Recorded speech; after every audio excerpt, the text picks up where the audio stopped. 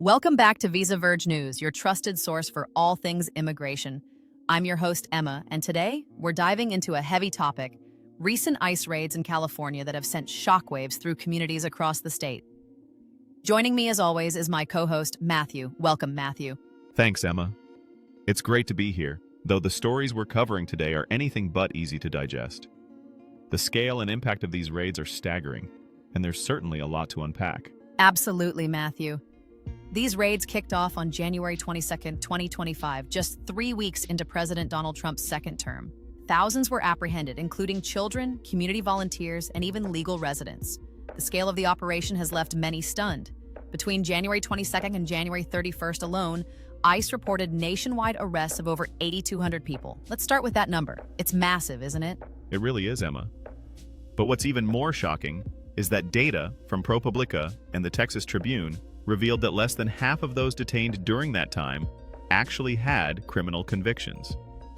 This has sparked fierce criticism, with many arguing that the focus seems to be shifting away from targeting those with criminal histories to sweeping up individuals with strong community ties and no criminal records. That makes it especially heartbreaking to hear individual stories, like that of Giovanni Duran.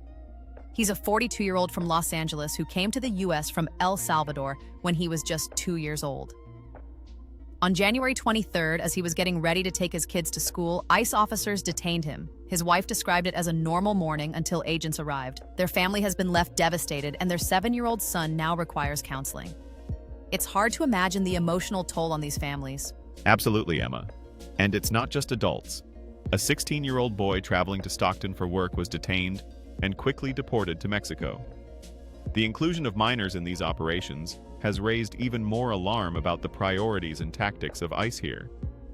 And then, there are cases like Joel Jaquinde, a green card holder and legal resident, who was detained during a routine check-in.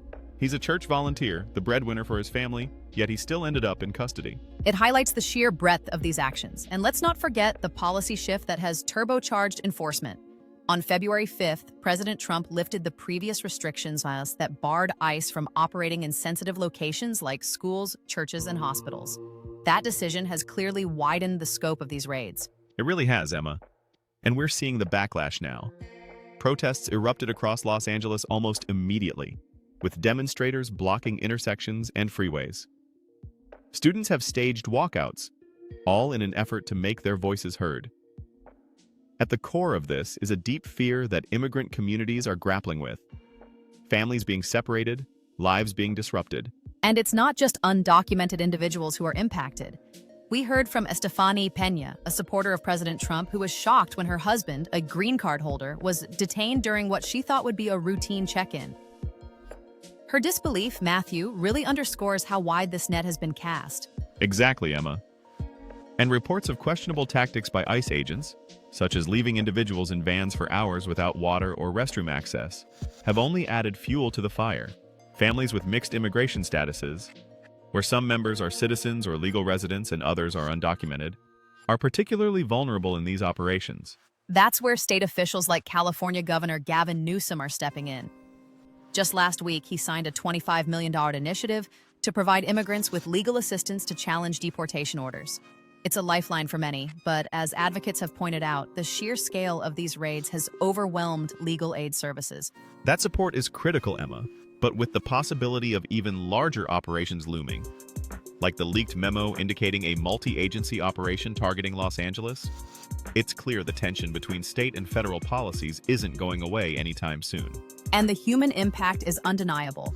Families torn apart, children left traumatized, and entire communities living in fear. It's a stark reminder of the profound consequences of these enforcement actions. As always, there's so much more to explore, but we must wrap it up here. You're right, Emma. These stories are tough to cover, but essential to share. For those listening, understanding the rights of immigrant communities and the realities they face has never been more important. Thank you, Matthew, and thank you to our listeners for tuning in today. For more updates and insights on immigration, be sure to visit us at visaverge.com. Until next time, stay informed and take care.